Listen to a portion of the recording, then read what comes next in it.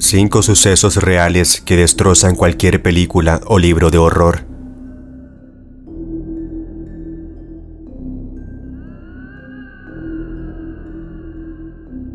Un virus estalla y el mundo se convierte en una olla de presión a punto de estallar. Los restos de las víctimas vagan por la ciudad. El gobierno intenta reprimirlos, pero escapan. Los lugareños armados tienen que tomar cartas en el asunto y ejecutarlos. Al final, todos los esfuerzos por contenerlos son vacuos y la plaga termina por barrer con el legado humano. Este es el guion arquetípico de una ficción de zombies. Está claro que nuestros ojos aún están lejos de presenciar un infierno de estas proporciones. Sin embargo, existió un episodio real en una de las metrópolis más importantes del mundo que, por pequeñas diferencias, emuló con mimética precisión una auténtica contingencia zombie. La peste negra lleva, entre otras cosas, el cinturón que la reconoce como una de las mayores verdugas de la especie humana, y es la responsable de uno de los sucesos más ruines y dramáticos de la historia de Londres. Como centro metropolitano floreciente, Londres tenía motivos para ser particularmente cauteloso ante la propagación de la enfermedad. Los enfermos fueron encarcelados en sus propias casas. Para evitar visitas, las puertas estaban cerradas con candado. Cualquier casa que albergara infectados estaba marcada con una cruz roja en la puerta para advertir a los demás que se mantuvieran alejados. Se apostaron guardias armados para impedir que cualquiera intentara ayudar. Con alimentos y medicinas mínimos, las condiciones dentro de la casa empeoraron. Como en La Tierra de los Muertos de George Romero, los infectados se defendieron. Las familias asesinaron a los guardias para escapar. Una práctica común era introducir una soga a través de una ventana y bajarla hasta que colgara alrededor del cuello del guardia. Con un rápido tirón, levantaban al guardia hasta que prometía dejarlos ir. Se colocaron mantas encima de los guardias asesinados para engañar a los carros de la plaga y los arrastraran junto con los muertos. Cuando se pusieron en cuarentena calles enteras, los vecinos amotinaron y masacraron a todos los guardias, y una víctima enloquecida llegó incluso a fabricar explosivos caseros. La libertad no valía todo el derramamiento de sangre. Los refugiados de la peste vagaban sin recursos. Mientras huían de Londres, muchos de los pueblos más pequeños prohibieron la entrada. Los lugareños arrojaron piedras y estiércol a los enfermos. Algunos dejaron entrar a los enfermos solo para robarles. El desatino de fuego y sangre fue avasallador. Ver una ciudad agonizante con cadáveres en las afueras de las casas y abandonados en las calles, y la muerte que se manifiesta en enfermedad y violencia, es tener la oportunidad de adentrarse a una pesadilla donde los héroes y la esperanza no existen.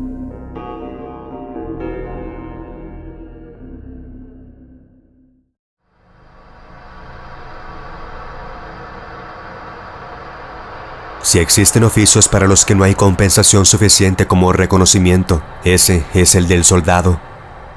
Entrenados para matar, morir y ver morir. No hay un horizonte esperanzador al final del recorrido.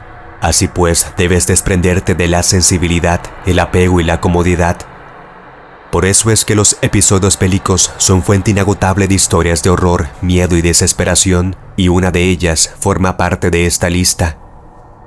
Entre Napoleón Bonaparte y Ava, Waterloo es el sinónimo de calamidades históricas.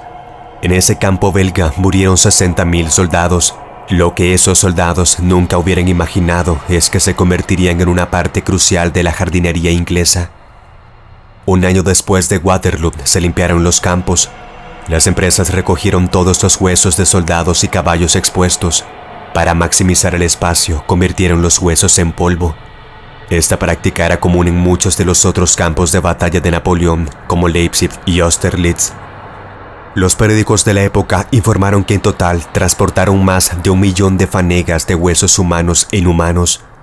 El ejército francés caído fue triturado en las fábricas de Yorkshire, lo que marcó su segunda derrota ante los ingleses. Los restos luego se mezclaron como aditivo en fertilizantes. El aceite de la médula resultó ser especialmente útil, rivalizando con casi cualquier otra sustancia. Dando un giro positivo a este robo de tumbas a gran escala, los periódicos contemporáneos dijeron que un soldado muerto es un artículo de comercio muy valioso. Enviado en masa a Doncaster, el complejo ayuda a cultivar plantas en el centro agrícola de Inglaterra. Los agricultores podían comprarlo para ayudar a cultivar sus propios cultivos. Una generación de europeos comía alimentos elaborados con la ayuda de cadáveres. Hannibal Lecter se habría sentido orgulloso y saciado.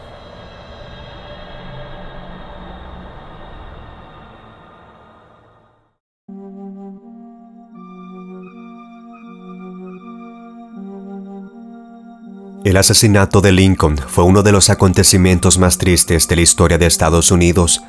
Los cómplices de Booth atacaron esa noche a miembros de alto rango del gobierno estadounidense, incluidos el vicepresidente Andrew Johnson y el secretario de Estado William Seward.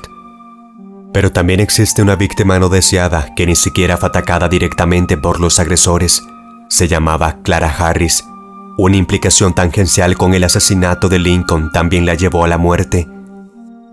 Se suponía que Clara Harris ni siquiera estaría en el Teatro Ford esa noche de abril de 1865. Ella y su entonces novio mayor Henry Rathbone asistieron a petición de la primera dama Mary Todd Lincoln. Tras la reciente victoria de la Guerra Civil, los asistentes al teatro estaban de fiesta, pero como bien sabe la historia, la celebración se vio interrumpida cuando John Wilkes Booth irrumpió en el palco del presidente y le disparó en la cabeza. Tras detener al asesino, Rathbone agarró el brazo de Booth, pero Booth lo apuñaló. Con la daga ensangrentada todavía en la mano, Booth escapó. Años más tarde, Clara Harris y Henry Rathbone se casaron.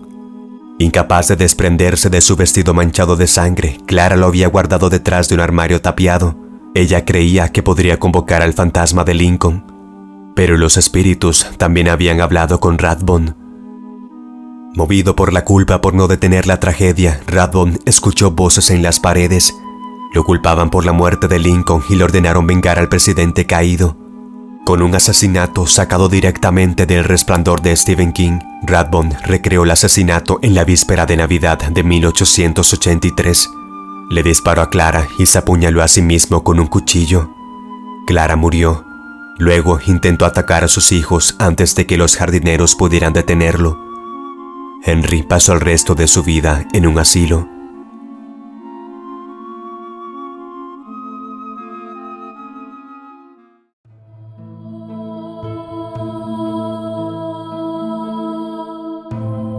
Robert Peary es mejor conocido hoy en día por sus excursiones al Polo Norte en 1909. En ese momento, Peary y su tripulación ya habían pasado años investigando el Ártico. En septiembre de 1897 zarpó hacia Nueva York acompañado, probablemente de mala gana, por 6 esquimales de Groenlandia.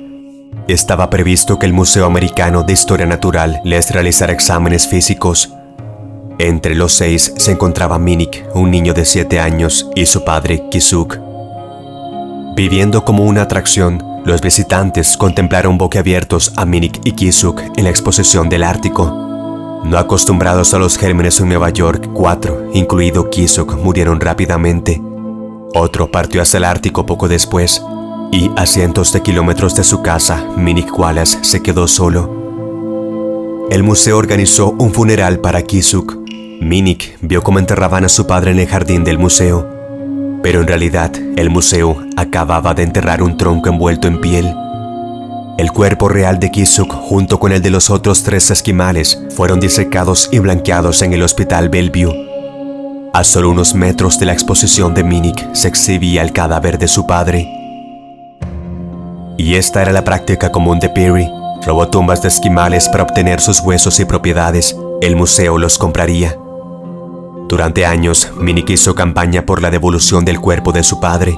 Sus solicitudes fueron rechazadas hasta que Minik finalmente consiguió que Peary escuchara, amenazándolo con revelar que Peary había tenido 2 hijos esquimales. Peary dejó que Minik regresara al Ártico. El retorno de Minik fue agridulce. Volvió a aprender su lengua materna y se casó con un compañero esquimal. Sin embargo, como era el único país que realmente conoció, añoró los Estados Unidos y regresó. En 1916, mientras trabajaba como leñador en Pittsburgh, Minik murió en la epidemia de gripe española. Tenía 28 años.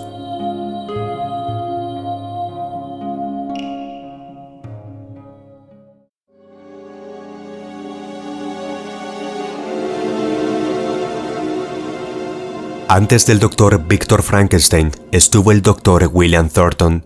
Frankenstein buscó entre las tumbas de criminales recientemente ejecutados para crear su monstruo antinatural. Thornton se conformó con una clientela más refinada, el padre fundador de los Estados Unidos de América. Martha Washington le prometió a su esposo George que viviría hasta ver el año 1800. George Washington murió la noche del sábado 14 de diciembre de 1799. Aparentemente no dispuesta a deshonrar su promesa, Martha se puso en contacto con el Dr. William Thornton. George Washington estaba aterrorizado de ser enterrado vivo. Le horrorizaban las terribles historias de ataúdes con marcas de arañazos en el interior. Con su secretario, Tobias Lear, Washington acordó no permitir que su cuerpo sea expuesto en la bóveda en menos de 3 días después de haber sido confirmada su muerte. Durante ese periodo, su afligida familia se sentaba y esperaba para ver si se producía el milagro de ultratumba. Pero Thornton tuvo otra idea. William Thornton fue uno de los médicos más prestigiosos de su época. Educado en las mejores escuelas de Europa, Thornton juró que podía curar todo lo malo que había en Washington, pero George murió antes de llegar. Sin embargo, eso no era obstáculo para Thornton. El plan era sencillo. Como un pavo de acción de gracias, Thornton sumergiría el cuerpo de Washington en agua fría. Para descongelarlo, envolvía al presidente en capas de mantas. A medida que la temperatura corporal de Washington aumenta constantemente, William bombea aire a sus pulmones para estimular la respiración. Para reiniciar su corazón, William inyectaría al presidente sangre de oveja. Con el tiempo, Washington volvería a la vida como si nada hubiera pasado. La idea propuesta por el optimismo retorcido del doctor tentó a la familia. La situación rayaba entre lo surreal y lo mórbido, y a pesar de la ansiedad de Martha, la sobriedad se impuso y la propuesta fue rechazada. A regañadientes, William Thornton creyó durante 20 años que su experimento podría haber salvado la vida del presidente, aunque la ciencia sugiriera lo contrario.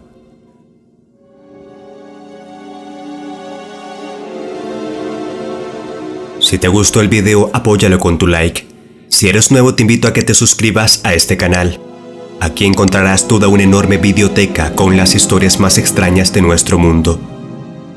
También te invito a que actives la campanita de notificación para no perderte ninguno de mis próximos videos.